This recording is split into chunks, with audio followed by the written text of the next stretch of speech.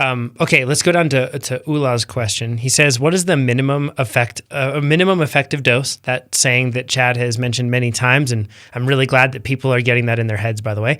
But what is the minimum effective dose of sweet spot training? To expand, the sweet spot based high volume plan consists of only sweet spot workouts for about 8.5 up to 10.5 hours a week. Whereas the mid-volume and especially the low-volume plans sprinkle in workouts of higher intensity. So my question is, where's the cutoff? For example, if I have 2 hours to train 3 times a week, would it be effective to do only sweet spot, or would I have to sprinkle in higher intensity to make the improvements that I want? For example, something like 2 sweet spot workouts and then 1 threshold or VO2 max workout. Lots of love from Ula. So this is probably like a great chance to talk about the structure of the sweet spot plans. And I think a common misconception, if I can just add this in beforehand, Chad, is that you write a high volume plan, and then what you do is you cut it in half once, and that's the mid volume, and then you cut that one in half, and it's the low volume, or vice versa, that you write the low and then you just triple it to get the high. That's, I think, a common assumption. However, that's not the case. Correct? Correct. Yep. So first off, lots of love right back, Ula. It's very nice of you. Okay, so let's define, we've talked about the MED, the minimum effective dose, a number of times. So let me just give you my definition of it, nothing culled from a dictionary or anything like that. Basically, it's the minimum amount of anything, whether it's stress or your medication or sleep, et cetera, to achieve a particular outcome. You know, what's the least I can do to attain this benefit, this result? For instance, if you do a 6x3 VO2 max intervals, and this brings up a side point, by the way. Everyone seems to have a term where drink, right? Your drinking associated term. I feel like mine's probably VO2 max because, man, I say that a lot. So go ahead. Yeah. Go ahead. Like people drink when I say Keegan, that sort of a thing, right? That's what you're getting at. Exactly. Yeah. Yes, that. Okay, so you're going to get real drunk real soon here.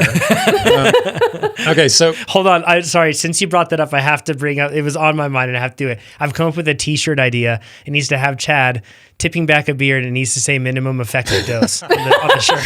That would be an amazing shirt. It would be a good Beers with Chad one. So, yeah. Okay, sorry, continue. So in my example, if, for instance, you can do a 6x3 VO2 max interval workout, you do it at 120%, and that's enough to spur physiologic adaptation. You're getting faster week by week. Why would you do a 7x3 or why would you do a 6x4? Because the question then becomes, or the risk then becomes that you're increasing the likelihood of overtraining or burnout or injury or illness. But then the question is, how do we know what our minimum effective dose is? And quite simply, it's iteration. And ideally, you're very conservative to start. So in this same example, you successfully complete a 6x3 VO2 max drink workout. Next time you do 7x3. Or the next time you do 6x3 at 122% or whatever. You know, maybe you trim down the recoveries in between them, but in some way it progresses and the adaptation that goes along with it progresses as well. But eventually that system breaks down. It breaks down somewhere, any number of places. So ideally you escalate the challenge conservatively so that you avoid this breakdown.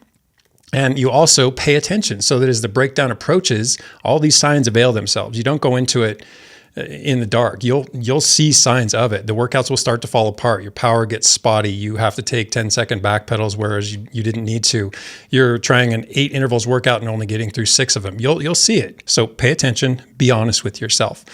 And this is just one illustration of how growth as an athlete is a lifelong endeavor. We're always learning. And man, it's a moving target. And I'll talk about that too in a little bit. So again, the minimal effective dose, the MED for anything it's relative. It's the minimum dose necessary to drive the response you're after, right? But what are you after?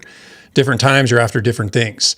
So for instance, if you're looking at the MED relative to a transition period, and this is one of those rare periods where losses in fitness are actually acceptable, or at least they should be.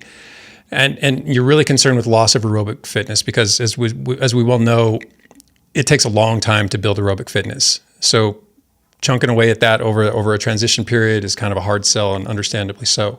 But some athletes have to. They simply do. You're coming off of a series of grand tours like this season, you're going to have to take a transition period. You're going to have to sacrifice some of that fitness. A lot of us don't. So in the case of a lot of people who aren't training that much and they don't need this dedicated transition period, they're just going to make it a week or whatever, 2 weeks maybe, then the MED in this case could be a single long ride. It doesn't take much. So to maintain aerobic fitness over a transition period, this is the minimum effective dose. One single ride just to kind of touch up that system. And it could also be anything else during that transition time that stimulates the aerobic engine. So feel free to fold in some form of cross training. Another situation where the MED is something else is when you're having to do with injury or illness. So, obviously not during the injury or the illness so much as the healing period. So the return from injury or illness.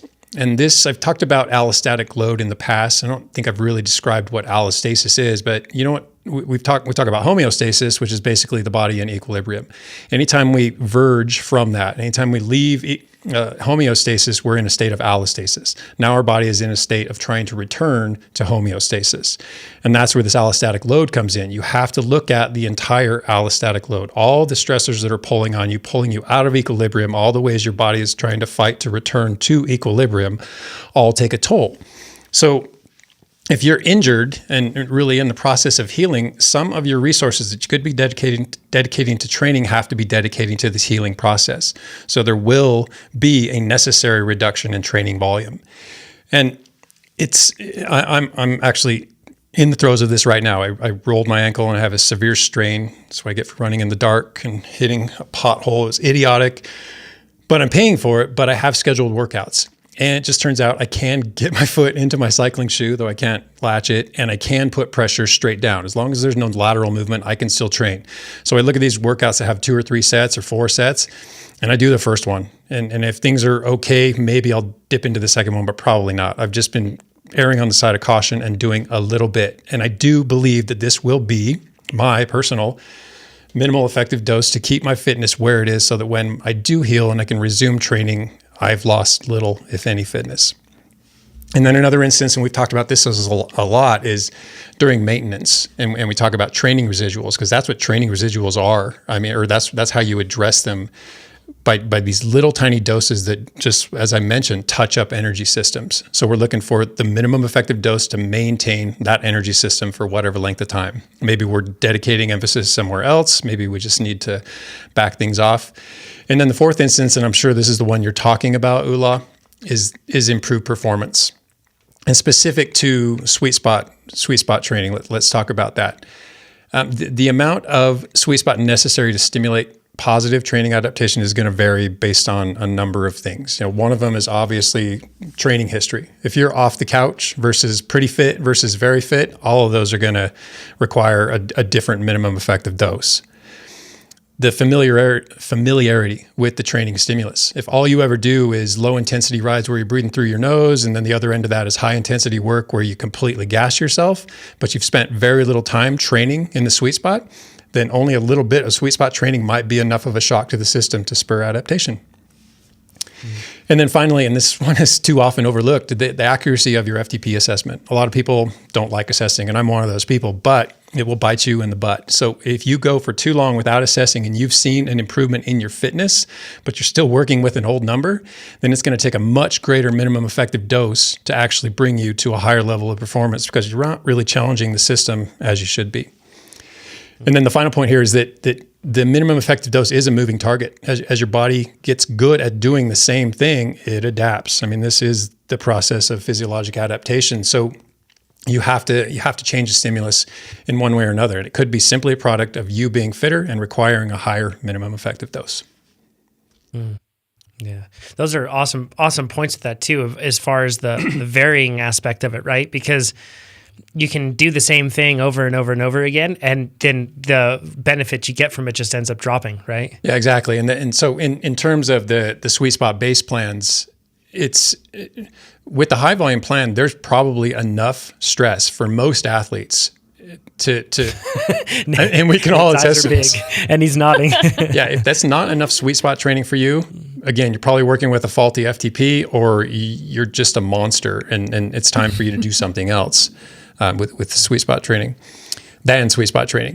And then when it comes to, so the nature of sweet spot training is that it's lower intensity. And it may not seem like it in the moment because we drag the intervals out to be quite long, but it is sub-threshold, and therefore it requires a pretty high volume to drive the improvements in performance that we're seeking, the adaptation that we're chasing.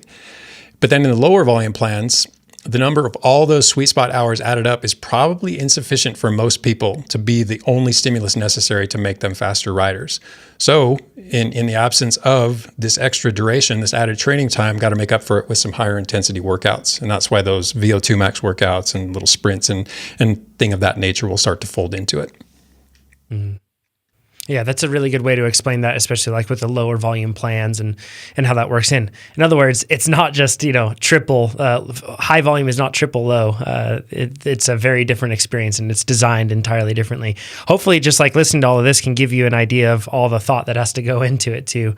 This is not Chad just back of napkinning all of these training plans. Yeah, and he put a lot of work into it. Anecdotally, I'll add that, well, two things. One, I did 3 weeks of the high volume plan to kick off this Cape Epic endeavor. And honestly, I emerged from that. I recognized I wasn't going to be able to make 5 without completely breaking down. So I did 3, but I came out of that dang near bulletproof. I mean, I've had the best start to a season that I've seen in probably a decade, all attributable to doing a high amount of sweet spot base. But I was prepared for it. I didn't just jump right into the high volume plan because I thought it would give me the most bang for my buck. Rather, I recognized I was doing enough work that I could probably handle that leap. And then secondly, back in my indoor power, my indoor studio days, my bread and butter was the sweet spot base 1 and 2 plans. And it was just the low volume version of it. But so many of those riders emerged into their competitive seasons, and all their friends and fellow competitors were asking them, what did you do this winter? And it was largely sweet spot training. Yeah, it can be surprisingly effective for a lot of people because it doesn't seem on paper like a whole lot of training volume. Like we get a lot of athletes that say, I do 15 hours a week. Like I should just jump into the high volume plan. And in almost every case, I usually say, well, actually, why don't you just start out with a low volume, see how that works for a little bit. Mm-hmm. And then you can always just go in on calendar and you can just click on that and you can up it to mid volume or then eventually up it to high volume, because you can just get so much out of that because it's such high quality work. And in most cases, when people come in without structure, they overestimate the amount of structured time they're currently putting in. And then once they actually have structured training, they're like, whoa, this is these 5 hours a week are actually really hard. So it's a really good thing to keep in mind. And Jesse wrote an article on this. It's fantastic. One of our copywriters, on our blog, TrainerRoad.com/blog, and it's how to get faster with low TSS. It's just fantastic. Really good article where he talks about this very thing. And I think the final point I want to make on this too is there's this weird assumption that I see that like sweet spot isn't a race applicable intensity zone, that it's like something you just do at a certain time of the year and then that's it. However, when I look at almost all of my cross-country mountain bike races, when I look at my road races, when I look at my criteriums, that sort of a thing, when the real race is on, which is all the time when you're in a cross-country mountain bike race, but in a road race, when the real race is on, that sort of a thing, I've got spikes, and you know what happens after that spike? I ride at sweet spot. And if I'm totally unfamiliar with that sort of strain, and also, like you mentioned, Chad, we have to drag it out quite a ways. You go through that process of learning that I can ride at this intensity, even though it's very uncomfortable. I can ride at it for an extended period of time. That sort of a thing is very race specific. And I've noticed that for me, in most of my races, the majority of my time gets spent in sweet spot. Granted, I'm a cross-country mountain biker, but you'd think that it's like all on and like really high percentage of FTP and then all off and just repeat. But in reality, it's not, because if you race like that, what ends up happening is that whole thing gets smoothed down and scrunched, and you end up just riding because you're capped and you've blown yourself up, and you hopefully can even ride at that sweet spot zone. So I think it's a very specific, like race applicable intensity zone. Then it doesn't get the credit for that it actually deserves. And that's why, Nate, you've raced fantastically well just on sweet spot base going into criteriums and stuff, right? Yeah. And also gravel, every gravel climb for a long 80-mile race, you can't do every one at threshold. It's just not possible. And then for us, Cape Epic will be like, those are some long climbs, but it's just going to be like who can do the most sweet spot over 8 days? As I doubt we're going to be riding at threshold on many of those climbs when the day is 5-6 hours long. I don't. You will. Just straight day hand. Amber's going to do 4 hours of threshold every single day. I think we're almost done, but I just want to mention one thing. It's a bet that I have with a very famous. We have one more question to cover, but this bet is very important. Okay, let's so do you the should bet. go ahead and toss it. Because somehow Keegan and I were chatting on Instagram, and I don't know how it came up. I think he said just do 370 for 30 minutes. But Keegan and I have a race from now. Who can do 370 watts for 30 minutes first? Indoor or outdoor, has to be at our hometown, so we can't go down to sea level. And it's $100 to the winner. Okay. Nate's drinking term is sea level, by the way. Yes, that's absolutely true. Well, people don't understand. It's a big difference. So I don't know if you've heard about it before, but it's about 5% from Reno down there. Anyway, so I got a lot of drinking terms because I don't know who's listening to the podcast. I forgot what I was going to say. Actually, when Chad was doing that stuff last time, I actually got a headache in the middle of Chad explaining the something stasis. So this is going to change too much my knowledge. It's not going to change my training, but what it is going to do is inside of the intervals, it is going to give me more motivation. Like right now, we don't really have races, but you ever get in that deep interval and you need something to think about, right? And if you have something, a goal of like, this is going to step me to that 370 for 30. And I bring it up because if I can do 370 for 30 up here, I can probably sweet spot climb at 340, 350 at Cape Epic. And if I could do that, Which is... that'd be amazing. What elevation is that, Nate? Cape Epic?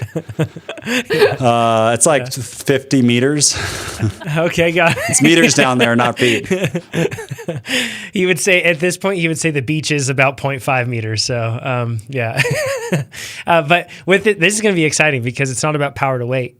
So if you're watching right now, cast your votes down below. Let us know in the comments below, or jump into the TrainerRoad forum and let's start a thread on this and hype it up to see if Nate can get the same power as somebody that weighs like 135 pounds. So this will be an interesting. Sorry, subtle dig. He's done 2x20 at 365 before, I believe, or something like that. And I think I've done 400 and something watts for 13 minutes before, but I haven't done these some longer intervals. So. Sure. Who knows? It'll just be. It'll be fun. It's a fun, meaningless bet.